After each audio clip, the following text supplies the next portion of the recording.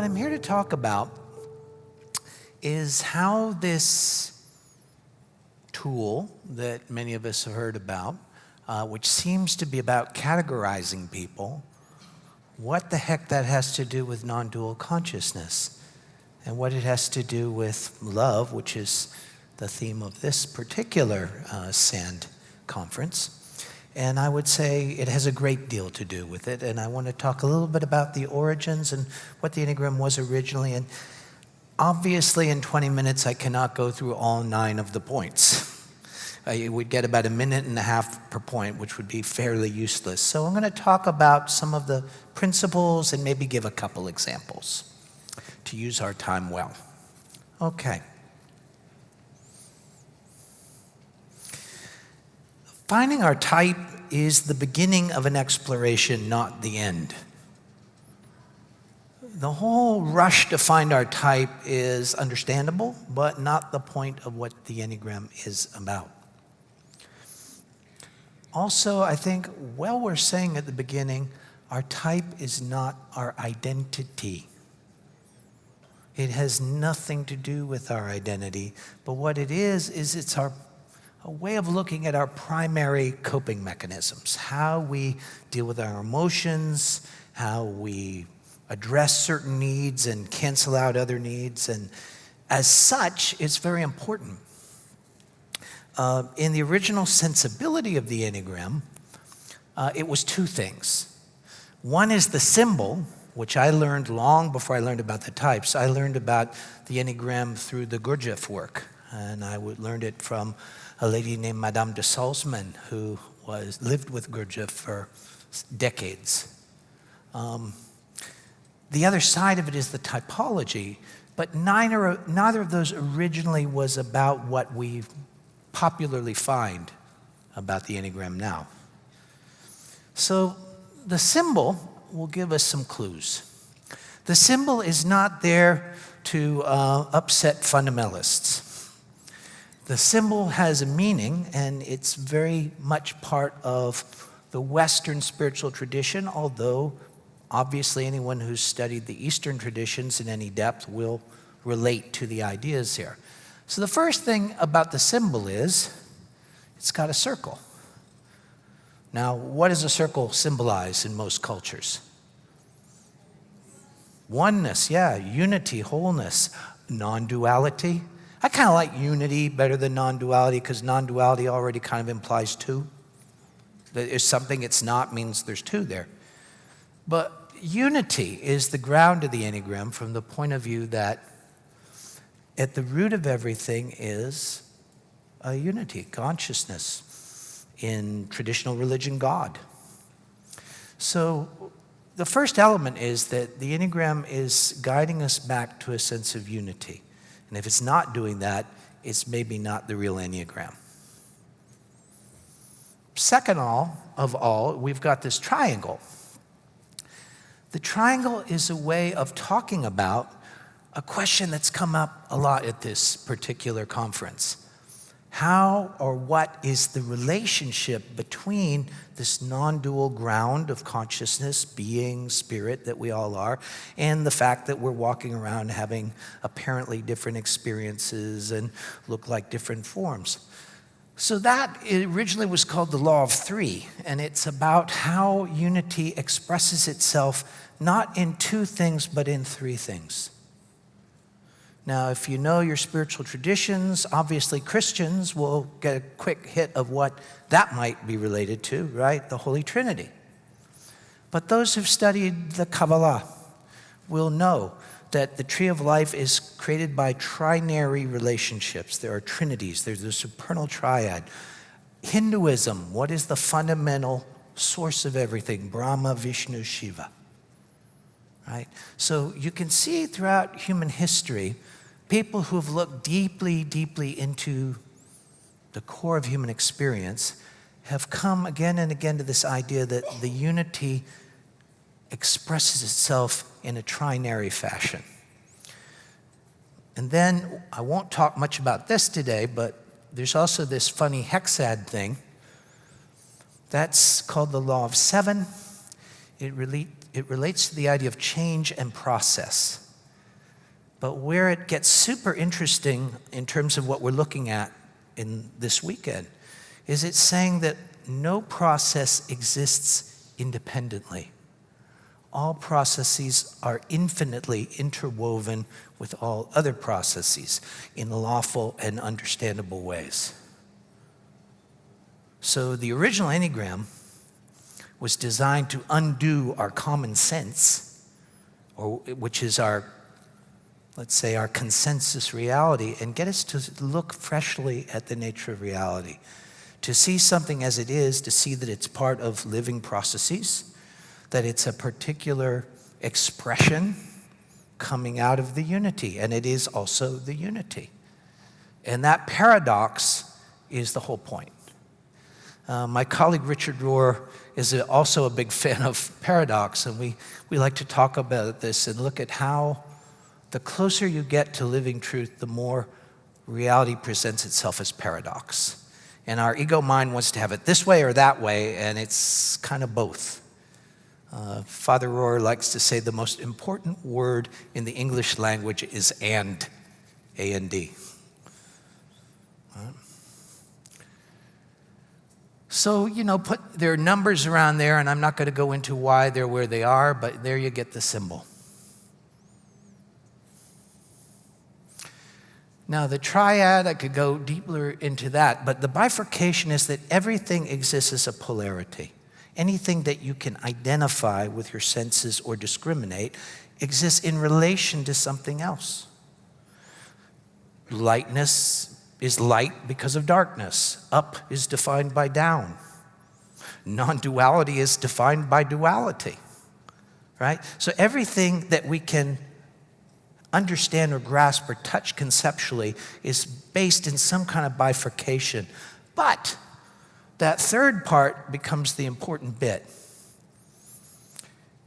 The simple way I could put it with us today is simply that in the direction of presence is the place where this apparent dichotomy comes together, but in a level of meaning you can't get at when you're locked in one view or the other. Right? We have to go to the next step in, and then we can see the living relationship and how it is part of a larger whole. So then that triangle becomes a doorway back into the unity. That's the point. So every yes has a no. But Gurdjieff used to say also that third force is hard for us to see, hard for us to recognize. This is an old idea. This is in the tomb of Nefertari in Abu Simbel, Egypt. This is the pharaoh as the reconciling force between Set on the left, who represents our animal nature, the part of us that wants sexy time and hamburgers and doesn't really care about divine inspiration. And the other side is Horus, the spark of the divine in us. And the Egyptians were saying, is this law of three, the idea is not to leave Set behind and just be the one all the time, it's to reconcile the two in our nature, to bring together in a divine marriage the earth and heaven. And every subsequent Western religion has been about that. Here's another vision of the same. And this is fun. This is at the temple of Horus in Edfu. Just quickly, the Egyptians represented principles with pictures. They didn't actually think there were beings walking around with animal heads. What part of a woman is like a lioness? What part of a human being is like a crocodile? And what were they looking at? Well, they're principles. And here you see Horus. Do you see where he is? Right there. He's standing on top of Set, meaning the divine part has mastered the animal nature. And the animal nature is now serving the impulse toward the unity, toward the divine. When Jesus entered Jerusalem, he was riding on an ass. Set is always depicted as a hippopotamus or an ass. So it was symbolic. I am Horus. I am the divine spark. I have conquered the instinctual nature. And so here, of course, the hidden third part, ladies and gentlemen, standing behind those two, you see here? You see there? That's the goddess Isis. It is the divine feminine. It is the receptive consciousness that makes this marriage and union possible. Receptive consciousness brings heaven and earth together. Get the idea? So, in terms of how we work with this, one of the things that I always find a little maddening in myself, I'm an Enneagram 5, so we're big on thinking and concepts, but you cannot get to non-dual reality just through your head. It's not a philosophical position. It can be, but it's not a particularly useful one. It's just a point of view. The actual non-duality is a function of presence, and presence comes to us through different intelligences. First off, our embodiment. So we learn to breathe, relax, and sense the body. If I'm not here in the body, I'm not here, period, end of discussion. I'm in a dissociated state. It might be a nice dissociated state, but I'm not present. And if I'm not present, my non-duality is a concept. In the body, as soon as we're in the body, the whole nature of mind and emotion starts to change. The polarities shift. So next off, what's the next center here? The heart center, the feeling center. There, we bring kindness, patience, and we allow and hold what's arising in our feelings. So that's not really possible if we're not somewhat present in the body. So if we have the body first, our foundation of our house, then our heart comes in naturally with holding and kindness. And then our thinking center brings in curiosity and openness. I'm curious, I don't know. It's like inviting knowingness to come. From this point of view, presence itself, being, that non-dual ground, is being. It is love, and it is knowing in an inseparable way. But that kind of comes to us through these different channels. The more that we're actually here with these intelligences, the more we experience the unity of that which is presence. See? Now, it gets even more interesting because there are, in this particular view, two higher centers. There's what's called the higher emotional center, or the higher feeling center, which is the seat of the virtues in the Enneagram. We'll say something about that. And there's the higher intellectual center, higher thinking center, which is the seat of the so-called holy ideas. The idea here is the higher centers already are operating. You ever notice you just relax a bit, get out of your own way? Let's say the non-dual condition, that ground of consciousness that we are, is always kind of waiting for us. It's always there. We may not notice it, but it's there. When we're not living in our centers, we're living in a kind of pattern created by their imbalance, which I don't have time to get into today, but we're addicted to an imbalance of those centers that feels like me. So every time I come into balance, it's gorgeous, but it feels threatening because it doesn't feel like the me I know. So we jump back to normal and have pleasant memories of our spiritual experiences, right? Anybody ever have that happen? Like little vacations in the absolute. Well, once we start to sort out this part of us, the psychological part, very naturally, the higher centers start downloading. And there becomes a more natural, this is how I understand integration in the way we talk about it here, as this gets sorted out, the higher centers start to manifest more and more. I could go into a long discussion of how you can tell the difference, but again, hard to do that in 20 minutes. Maybe next time. Is everybody with me so far? Got the idea here? All right. What else did I give you? Oh, well, the idea here is the patterns that come out of that imbalance, we could be deeply identified with them or a little bit identified with them. And my old colleague, Don Richard Riso, developed a whole system of looking at these levels of development, which are really a measure of how present we are versus how identified with our psychological patterns. If we're very identified with the patterns, we think they're reality, and we think we've got the answers, our heart is closed, and we're not really in our body very much. The more we're actually coming back into the centers, we tend to move up the pattern. So you see higher levels, more presence, down levels, more contraction and identification. So the idea here is, very interesting, these levels are how we operate automatically. They're the normal that we come back to. As soon as we pay attention to our normal, it shifts it. As soon as, if I'm trying to transcend my normal and not see what's going on in me, I may stay stuck for a long time. I may get a break sometimes, but I'll keep coming back to that normal. As I start to presence that normal and see what I'm up to, see the ingenious tricks I learned to play on myself to survive psychologically along the lines of what Julie was just talking about, suddenly I'm able to have a little more wiggle room. I'm not so stuck in those patterns. Thoughts might be happening, but I'm not identified with them. So I'm going to skip some of this in the interest of time. Yes, we can also look at the 9 points as different life lessons to explore. I find this the more interesting way. Yes, there are kinds of people who tend to manifest some of these qualities. My colleague David Daniels used to teach about how they're related to the idea of temperament, and the landmark study of Thomas and Chess. I identified 9 fundamental patterns of temperament in infants that's quite related to this.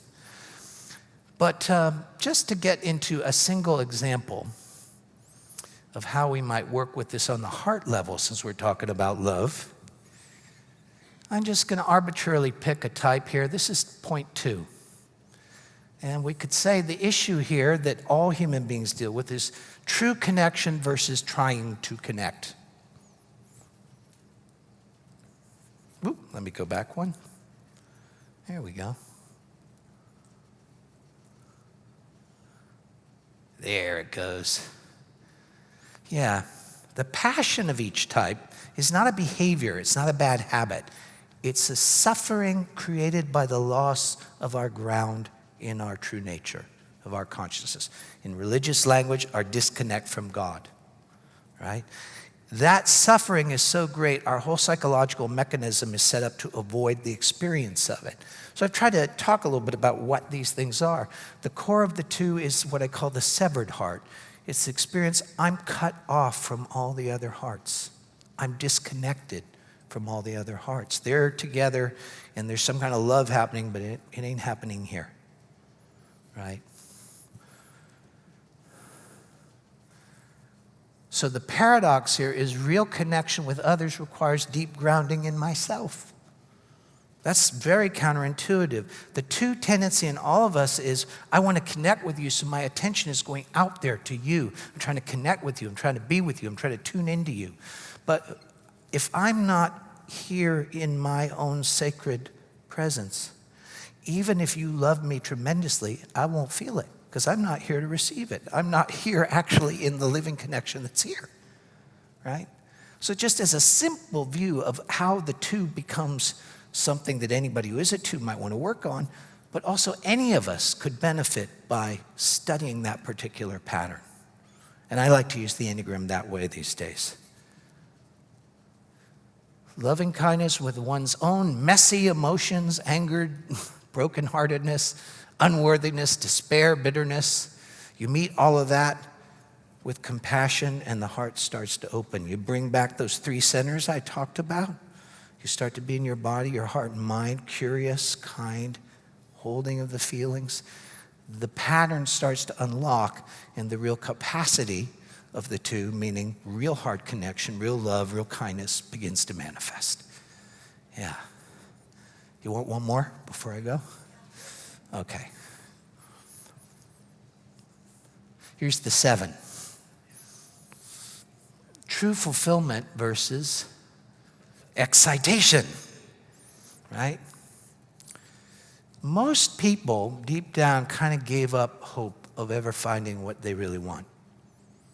As Don Riso used to say, what we want is ecstatic union with God, but right now we'll settle for this martini, right? It's like there's a way we kind of have given up hope of finding what our heart longs for. So we satisfy ourselves with substitute things and experiences. And so at the root here is the starving heart.